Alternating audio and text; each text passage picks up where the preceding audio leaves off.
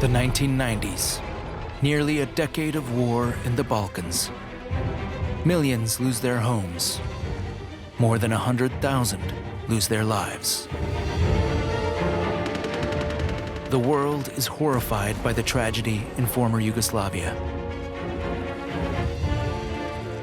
The United Nations look down to the floor and sort of shuffle their feet, and they do nothing. Nobody wants to interfere, not even after the largest mass murder in Europe since the Second World War. They killed every man and boy so that there wouldn't be any return of the Muslims to Srebrenica. The conflict reaches Kosovo. Albanians against Serbs. Ancient claims. Kosovo, for Serbs, is the birthplace of Serbia. To give it up is a very big deal. Massacres and expulsions all over again. Then NATO intervenes, joining a firefight whose embers have not extinguished to this day.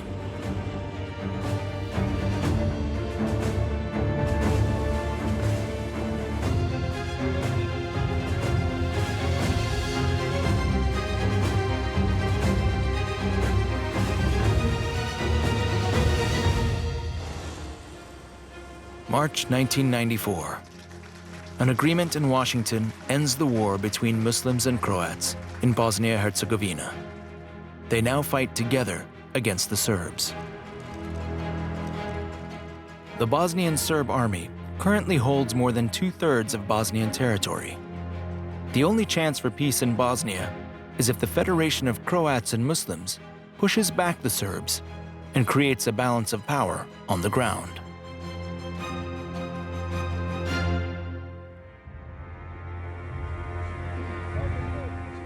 One of the main characters of this conflict, the Serb Slobodan Milosevic. He wants to create a greater Serbia, including all Serbian settlement areas in the former Yugoslavia. The Yugoslav president is perhaps the most powerful man in the Western Balkans, a loud agitator who stirs up nationalism. The Serb supreme warlord is where all strings come together. Milosevic's governor in Bosnia is Radovan Karadzic, president of the proclaimed Serb Republic since 1992. Karadzic, a psychiatrist by training, wants to establish an ethnically pure Serb state in Bosnia-Herzegovina as the leader of the Bosnian Serbs.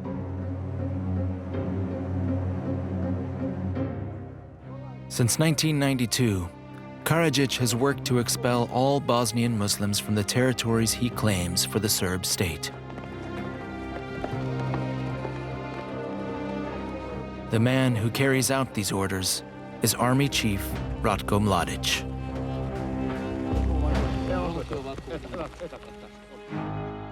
Until 1992, Mladic served as Lieutenant General in the Yugoslav People's Army.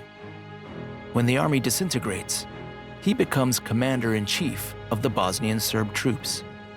He's considered a ruthless hardliner. In just a few months, Mladic and his troops conquer 3/4 of Bosnia-Herzegovina. They expel hundreds of thousands of Muslims.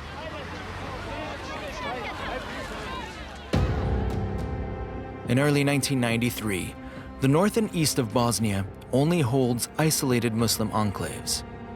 Those are under United Nations protection. One of them is the city of Srebrenica, a sanctuary for 40,000 people. Surrounded by Serbian units, full of fear. Medical care and food are scarce. The French UN General Morillon sees the situation and promises to help. You are now under the protection of the UN forces. The United Nations announced the formation of the 6 safe areas, and then those people who insist on the creation of the safe areas, they're all asked for troops, and they look down to the floor and sort of shuffle their feet, and they do nothing. Those safe areas were sitting ducks, even with the UN there. Meanwhile, the United Nations established the International Criminal Court for former Yugoslavia in The Hague. The tribunal prosecutes all former and current war crimes committed in the Western Balkans. It was a great historical precedent, but it was also something of an empty gesture. There'd been pressure from the outside to take action over the events in Bosnia and Herzegovina because of the allegations of genocide and war crimes. This was seen as a step.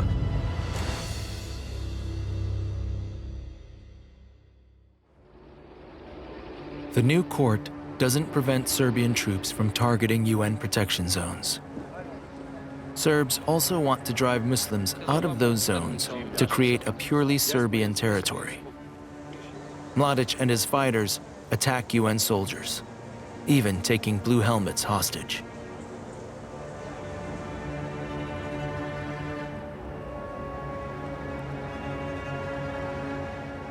The UN Blue Helmets had an impossible mandate.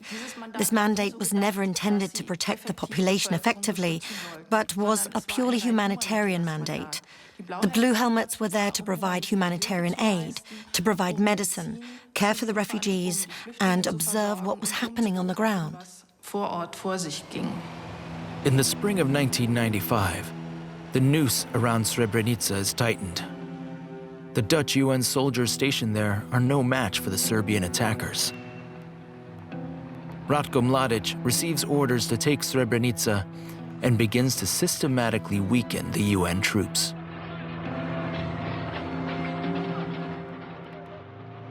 The Serbs decided not to let any more convoys through. The people were allowed to leave, but no one could return. We started with 800 soldiers. In the end, we were 400 soldiers. We were on the ground with relatively few people, poorly armed. We were only allowed to go in with water pistols. Jerry Kramer is sent to Srebrenica in February 1995. As a doctor, he cares for the sick and injured in the UN protection zone. To this day, he can't understand why the United Nations didn't act more decisively. On the 11th of July, Ratko Mladic and his troops breached the Srebrenica protection zone. Almost all Muslims have left the city by now. Most of the men have fled into the woods at the last moment, hoping to make their way on foot to the next protection zone. Women and children, along with a few hundred men, seek shelter in the Dutch Blue Helmet camp 6 kilometers away. I went to the United Nations with my daughter. But when I saw how many men were on their way to the base, I ran back to get my son.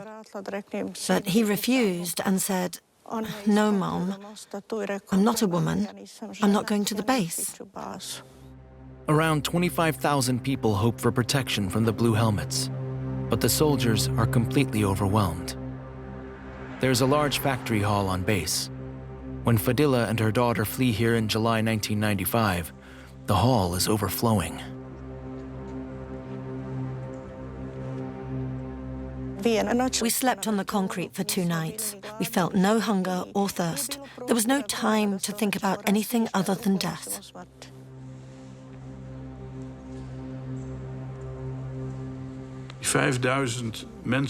There were 5,000 people at the factory. That was just terrible. They whimpered and cried.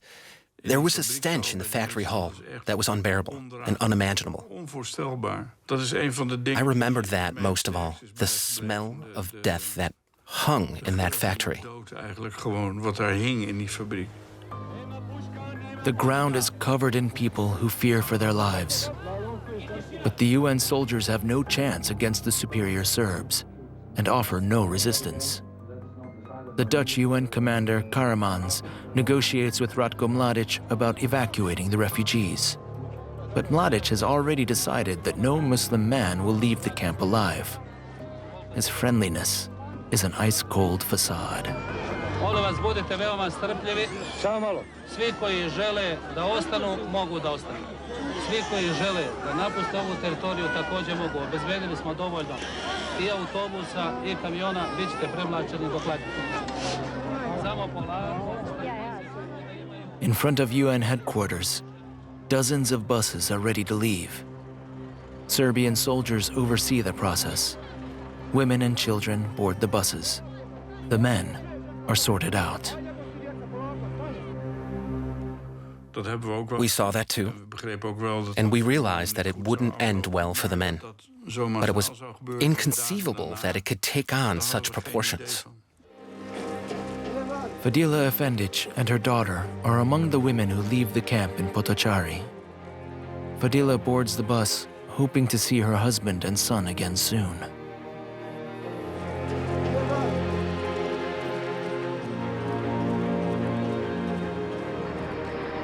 The last thing I heard was that my husband and son were alive and safe.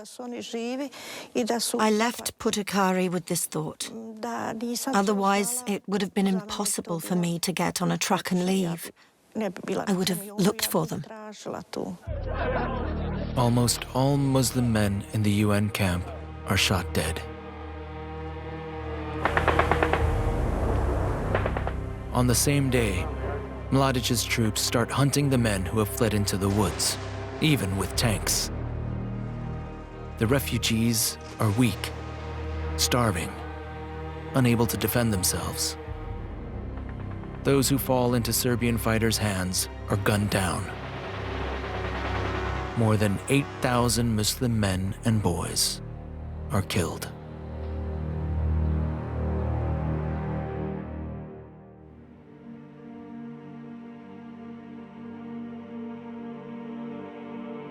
Fadila's husband Hamed and her son Fejo are among the dead. The victims' remains are only found and identified years after the massacre. The search for missing persons continues to this day.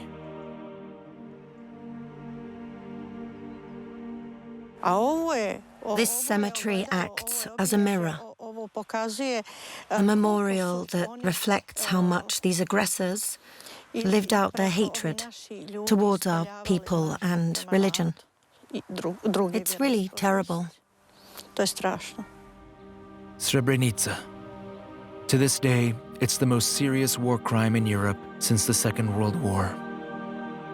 Made possible in part by the powerlessness of the United Nations. It has meant that the world community, and especially the Western community, has been told that this can't continue now.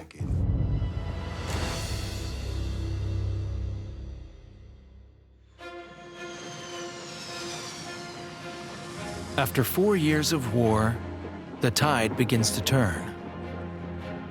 The Croatian military has been upgraded and strengthened with US support.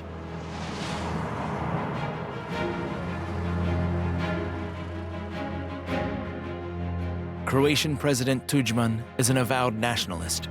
His anti-Serb policy in 1991 was one of the triggers for the war. Since the Serbs brought a third of Croatia under their control, he wants one thing above all: revenge. On the 4th of August 1995, he gets his chance. The Croatian army begins Operation Storm.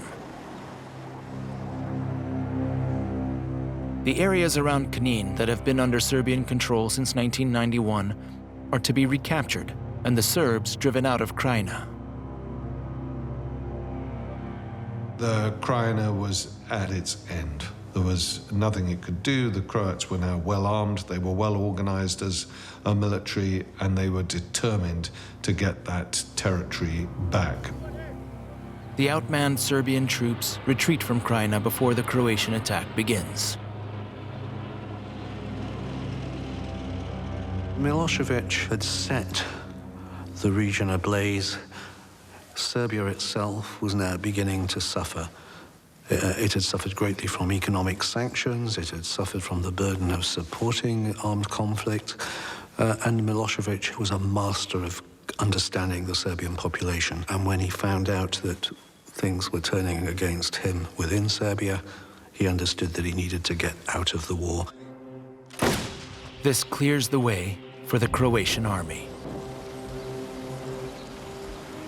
A few days before, it was clear that there would be an attack on Krajina. Drago Kovacevic was mayor of Knin then. The last Serb in this post still remembers exactly the night when Operation Storm began. I stayed at my parents' house, not in the center, but on the outskirts of town. Because he can't sleep, Drago sits on the front steps of the house and smokes. The first bomb fell at 5 in the morning. It fell exactly on the building where my apartment in Knin was. I'm not saying I was the target, but that's where the first grenade fell. The Serbian authorities decide to evacuate Krajina. More than 150,000 inhabitants flee their homeland in fear of Croatian revenge. Most of them never return. We just packed groceries for 2 days. Put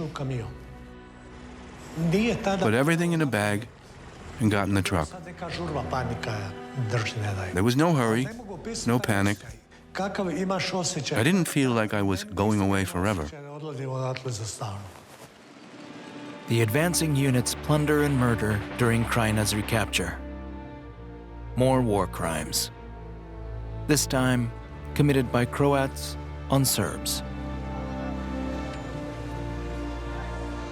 The Croats believe they have become victims of a Serbian war of aggression and that they have only defended themselves. The crimes or supposed crimes that happened are dismissed as collateral damage. No one talks about war crimes being committed. They were all said to be side effects of the war.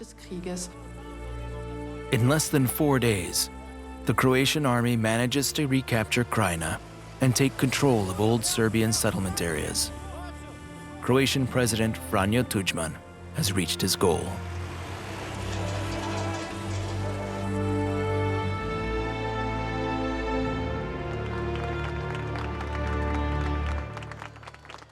They had the support of the West to take control, to reassert control over Serb-held territory. In Bosnia, on the other hand, the war continues. In late August 1995, a Serbian grenade hits in front of the market hall of Sarajevo. About 40 civilians die. An attack with far-reaching consequences. The West intervenes.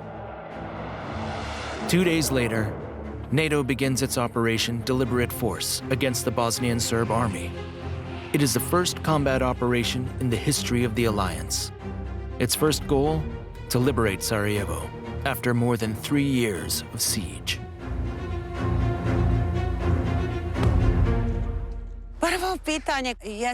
The first thing we thought was, what if they accidentally hit us? And the other thing was, there was no satisfaction at that moment that someone else was now being destroyed. People just wanted peace. We were just too exhausted. Senka Kurt and 300,000 other people still live in the city. The daily bombardment robs many of their courage to face life. More than 10,000 inhabitants of Sarajevo die in the fighting. To be honest, I am still very angry and disappointed. And I will never forgive terrible Europe and the terrible world for letting us suffer for so long. The NATO airstrikes are having an effect. More than 200 combat aircrafts from America, France, and Great Britain are deployed around Sarajevo. the Bosnian Serb army gradually withdraws.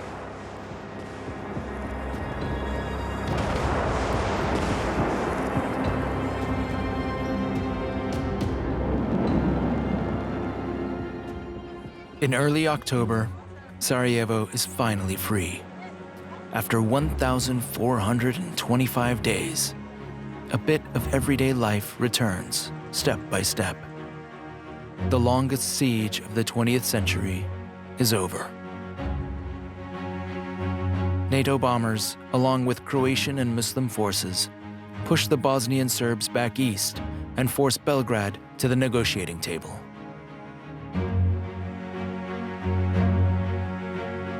Milosevic needed a deal to end the armed hostilities, and the internationals desperately needed a deal so that things wouldn't continue.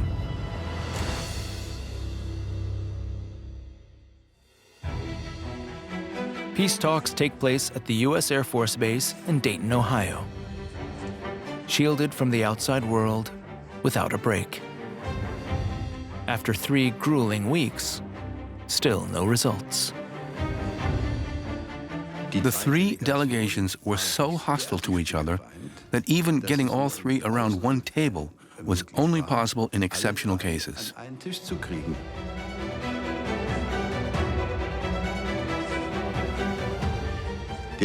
Some sit in one room. We go from that room to the other as negotiators, where the others are sitting. Then they are told what the others just said. Then they say, yes, we like it, or we don't like it. And then you go back to the other room. Well, that's a tedious negotiation. Bosnia-Herzegovina is to be divided into Serbian and Bosnian-Croatian zones. But where does the border run? The Bosnian president, in particular, is having a hard time.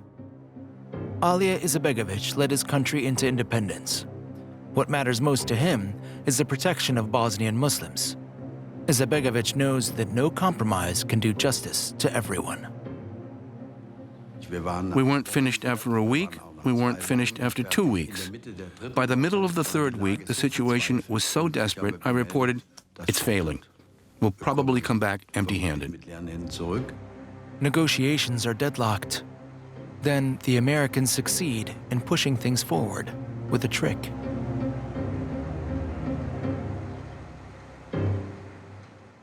The American delegation packed their bags and placed their suitcases visibly in the yard, so that the Serbs and Croats and Bosniaks could all see we're about to pull the plug.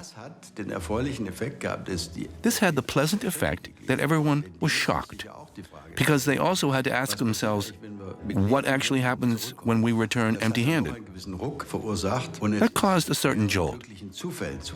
And it is thanks to several lucky coincidences, more than talents or other factors, that the signatures were actually possible after 21 days of incessant day and night negotiations. It was a real marathon.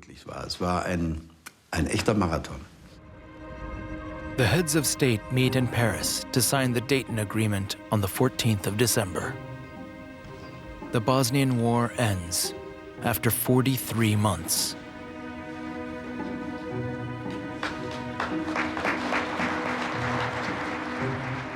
Naš cilj je bio I ostao cjelovita I demokratska Bosna. Odredbe ugovora to garantuju, ali hoće li te odredbe postati život ili će ostati mrtvo slovo na papiru, to od ovog trenutka dobrim dijelom zavisi od nas, od toga šta hoćemo I šta možemo. Borba za te ciljeve nije izgubljena, ali nije ni dobijena. The federal state of Bosnia-Herzegovina remains formally in existence. 49% of the territory is assigned to the Serbian Republika Srpska, 51% to the Federation of Croats and Bosnian Muslims. The Dayton Peace Agreement enshrined the gains of war. We all criticize the Dayton Peace Agreement, but in many ways, it was the only agreement that could be reached at the time. And letting the war go on would have only cost more lives and bloodshed, refugees, and destruction.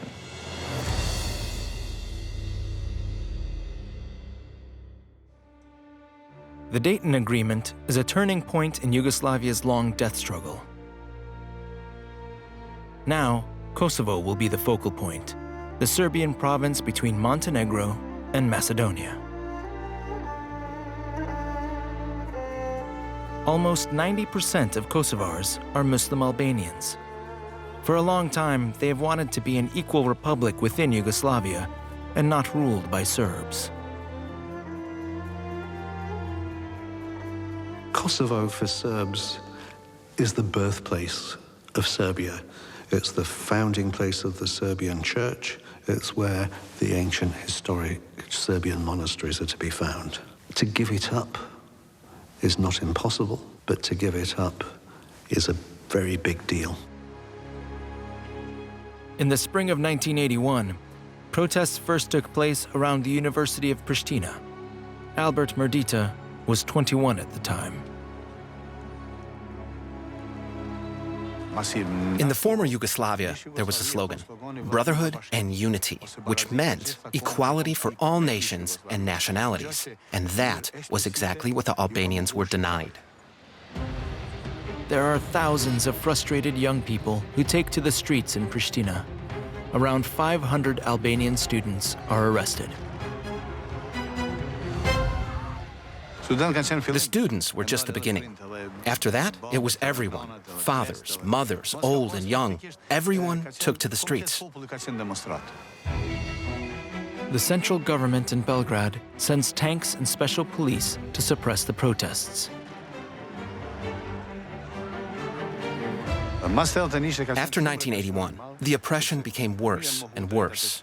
People who took part in the protests were denied the right to study. They got no jobs, no scholarships, no loans. We were denied everything because we took to the streets back then. Slobodan Milosevic, who seizes power in Belgrade in 1987, further exacerbates the situation in Kosovo. He restricts the rights of Albanians, expels them from schools, state enterprises, and the state administration. Albert Merdita loses his job at the Grand Hotel in Pristina in 1991 for political reasons. It is owned by the state. The Serbian government has taken the basic right of life from us. If you don't have a job, you can't feed your family. You are deprived of your freedom. A permanent conflict with historic roots. The Serbs insist on the status quo, which serves the interest of the Serbian minority in Kosovo. Then, the Albanian majority changes its strategy. The lesson of Dayton was the way to get independence and recognition was to fight a war. And that was what many Albanians saw as the only possible solution.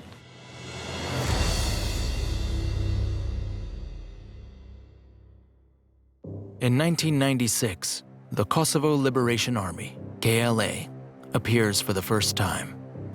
An Albanian underground organization that wants to achieve Kosovo's independence by force. In the beginning, there are about 1,000 fighters. The whole population supported the KLA. By all means, in every respect.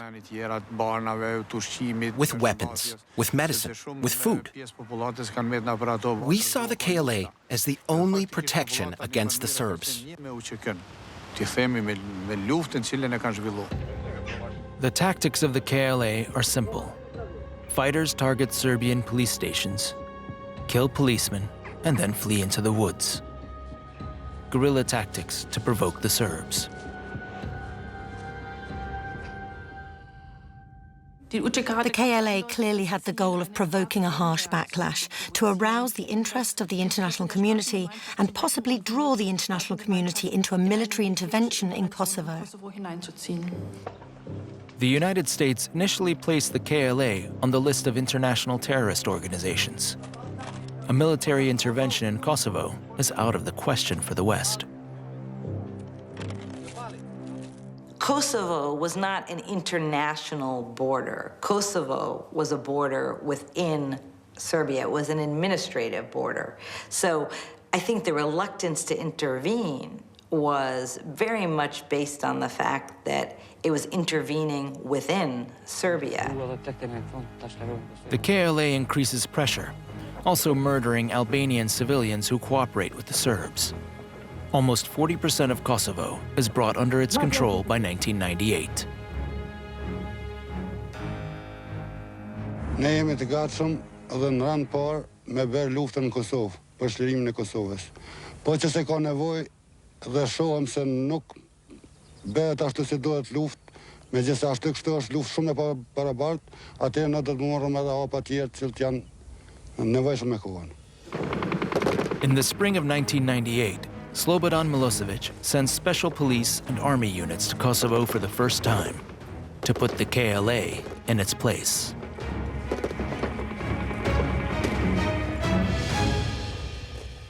It was evident that the Serbian forces were more than a match and could wind them up and roll them back whenever they decided to go into action.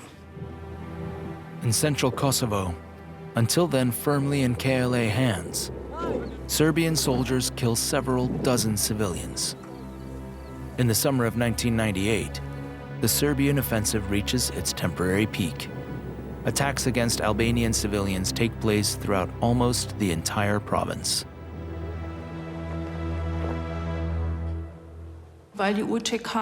Because the KLA acted from the civilian population and also tried to control whole villages, the Serbian army and the Serbian police invaded the villages and tried to expel the whole Albanian population there.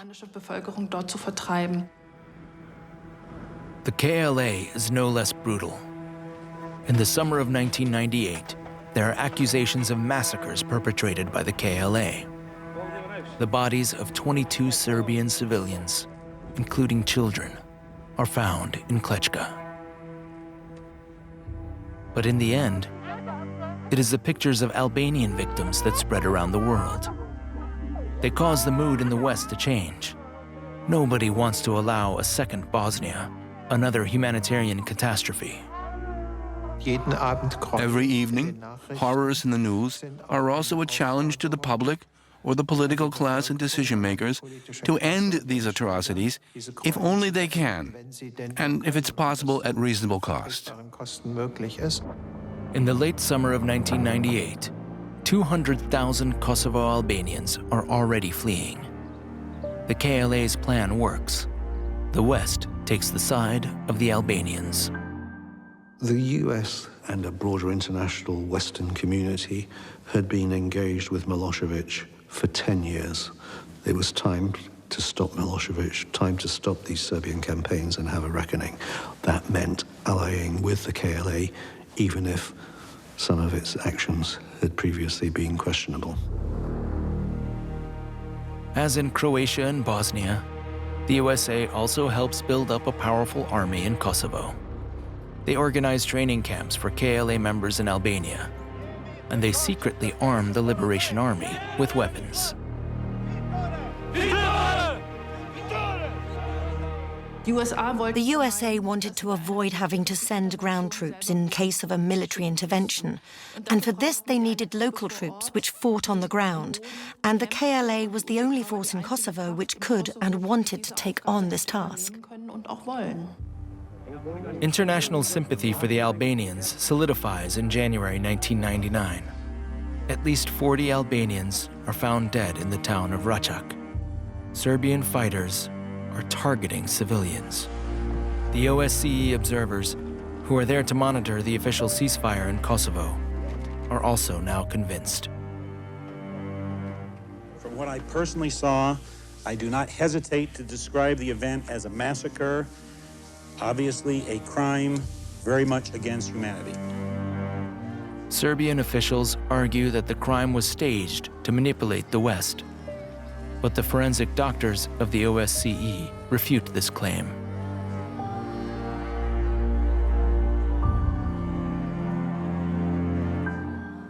Racak's decisive because it's a moment of clear evidence of a massacre. That message goes around the world and galvanizes support.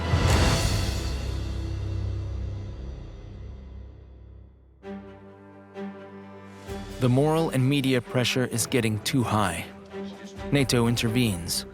Their preparations have been going on for months. The West was less united than many people think. Germany was on the whole very unhappy, particularly the Bundestag. Czechoslovakia very nearly came out against supporting this. Greece was under great pressure. So there was by no means a unified NATO approach to the war in Kosovo. And Clinton and Blair had to do a lot of arm twisting. The U.S. Air Force and the Royal Air Force are involved in the air raids. But many other alliance partners are also willing to send aircraft to Kosovo, among them Denmark, Belgium, Italy, and Germany. In Germany, participation in the NATO mission is highly controversial. In Germany, a culture of military abstinence had prevailed since the Second World War. Under basic law, Germany was not authorized to intervene militarily in other states. The public was not at all prepared to send German soldiers on military missions. NATO states are leaving the UN out of the picture this time. For many, a breach of law. But the USA fear a Russian veto. Russians and Serbs feel historically connected. They share culture and religion. The Russia of the Yeltsin era is weakened, but it firmly holds on to Serbia.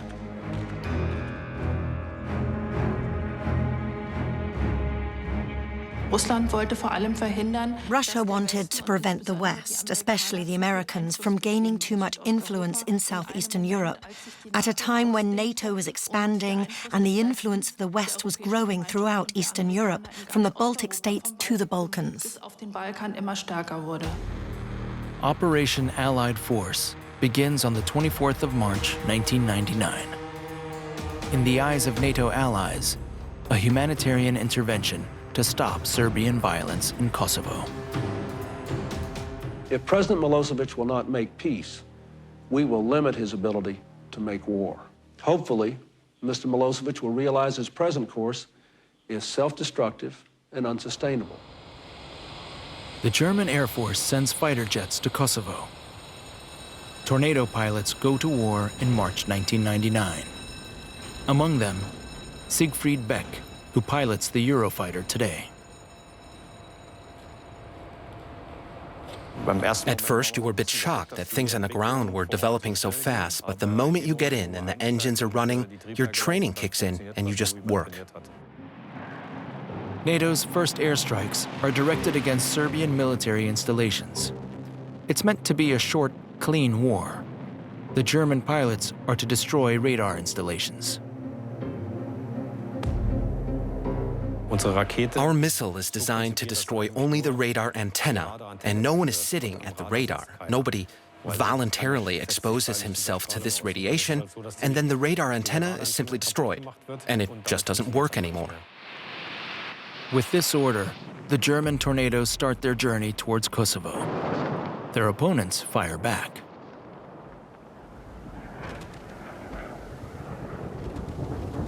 Then they simply shot the rockets unguided, so you didn't have any warning time. This rocket you always trained against, it's suddenly there. The advantage was when there were two of you in the cockpit, one would look down and just see that a rocket was coming. We then tried to move the plane away as quickly as possible from the area where we thought the rocket was going. The first bombs also fell on Serbian positions outside Pristina at the end of March. We eagerly awaited the start of NATO attacks. We even climbed on the roofs to see where the first bomb would fall. From there, we watched everything.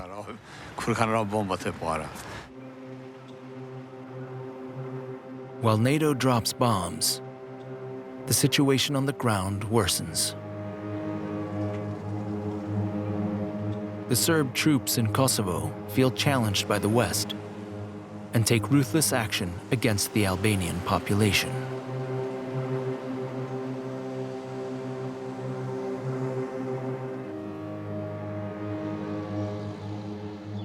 The Serbian armed forces triggered the largest wave of refugees and displaced persons in this entire war. Almost 800,000 people were driven out of Kosovo when NATO began bombing. Many refugees walk hundreds of kilometers on foot or are crammed into truck beds. They want to get out of Kosovo and into Albania and Macedonia as quickly as possible. Meanwhile, British and US fighter jets run daily sorties into Serbia.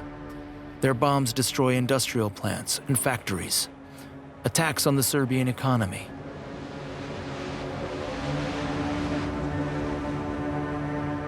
Olivera Petronic follows the war at home in Belgrade.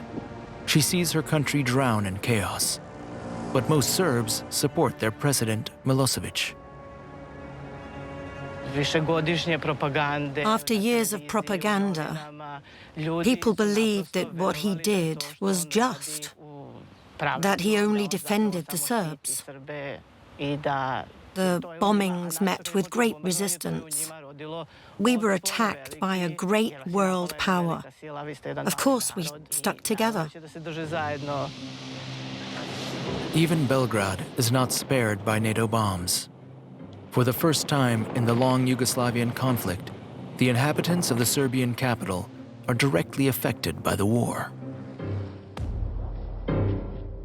At some point, they started dropping graphite bombs. Then the electricity was gone and we had no more water.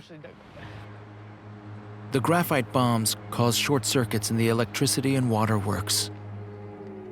The NATO attacks increasingly target the perseverance of the Serbian population. Reports of civilian casualties pile up. In April, NATO missiles hit an express train. 14 people are killed. A little later, a bomb falls on the RTS television station in the heart of Belgrade. 16 employees die. Young people, especially technicians. That was a great tragedy. These people were not victims near military objects. They were simply killed at their workplaces. NATO intervention is costing more and more Serbian civilians their lives.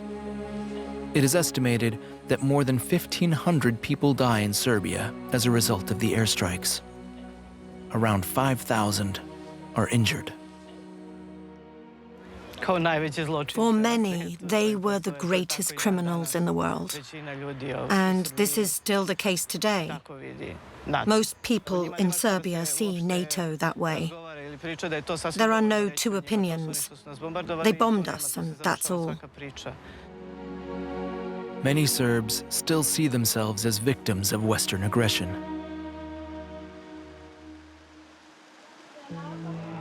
After about 2 months of bomb warfare, support for military operations in many countries is dwindling. In Germany, participation in the NATO mission in Kosovo is developing into a real ordeal for the government. Foreign Minister Joschka Fischer feels the rage from his own party.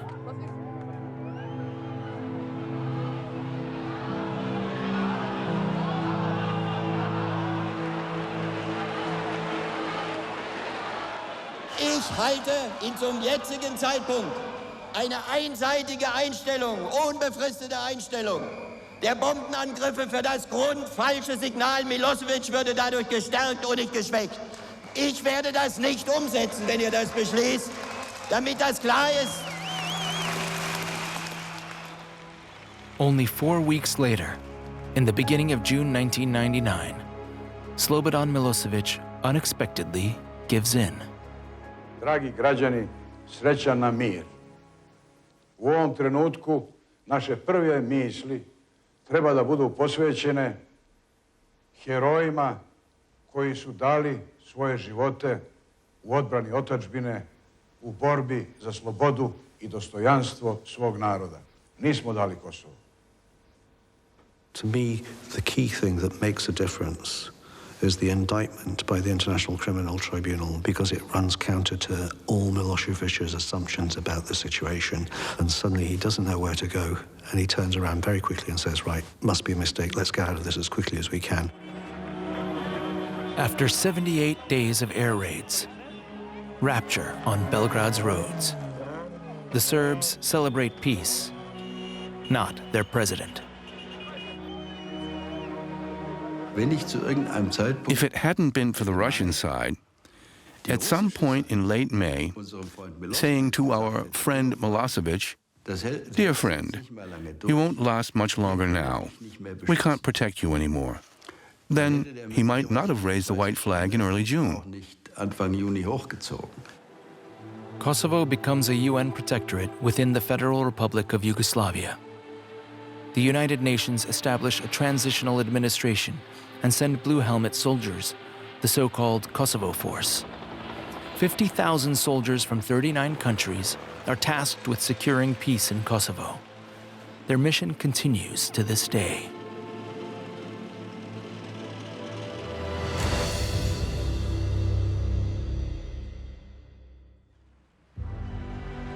In Belgrade, Slobodan Milosevic remains in power for another year after the end of the war.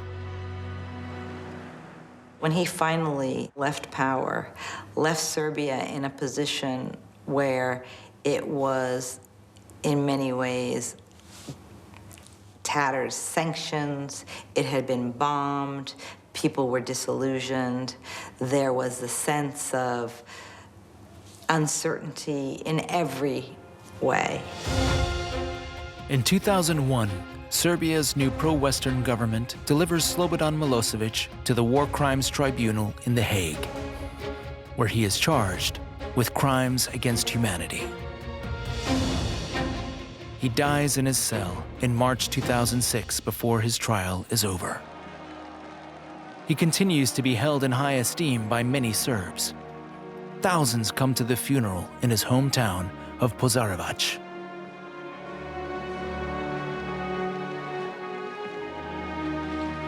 Bosnian Serb leader Radovan Karadzic is arrested in 2008. He has lived in Belgrade, unrecognized under a false name, for more than 10 years. His army chief, Ratko Mladic, responsible for the mass murder of Srebrenica, is caught by authorities in 2011. He, too, is still venerated by many Serbs. Karadzic and Mladic are sentenced to life imprisonment in The Hague. One thing that maybe was expected, and it hasn't done, is to create both an authoritative historical record that everybody will recognize, and with that, some kind of reconciliation around that agreed record. A total of 160 men and 1 woman are accused before the Hague Tribunal. 2/3 of the convicted war criminals are Serbs. 20 are Croats. Like Slobodan Praljak, who commanded the attack on Mostar. Shortly after his conviction in 2017, he swallows poison and dies. 9 Bosnian Muslims and 8 Kosovo Albanians are also on trial in The Hague. An important function of the court is also to individualize blame. This means assigning crimes to specific persons, and thus to break through the idea that there is such a thing as collective guilt, as in the Serbs are to blame, the Croats are to blame. After a decade of bloodshed, the region seems to have come to rest. By 2008, with the peaceful secession of Macedonia and Montenegro, the Western Balkans have reorganized themselves. 7 independent states have emerged. Serbia, Montenegro, and today's Northern Macedonia have declared their candidacy for EU membership. Slovenia and Croatia have joined the European Union. In many places, however, people are still struggling with the consequences of war. There is a real challenge when it comes to tackling the past. We see little evidence of significant attempts really to address this. Bosnia has been divided since the war. The peace agreement has frozen the country's ethnic division. Corruption and mismanagement plague the population. It's a cold peace, if you will. To bring about real peace, we in the West would have had to do things a lot differently these past 20 years. The situation in Kosovo is similar. The country has now declared itself independent, but as long as Serbia doesn't recognize this, the conflicts of the 1990s will continue to smolder. For the time being, there are no plans to join the EU. If international forces were to withdraw from Kosovo, if the international presence were to be removed from Bosnia and Herzegovina, I think I would have little doubt that within 18 months there'd be a return to armed hostilities. Much has changed in Serbia since the fall of Milosevic, but the country still struggles with the economic consequences of the war. Unemployment and a lack of prospects are the breeding ground for new nationalism.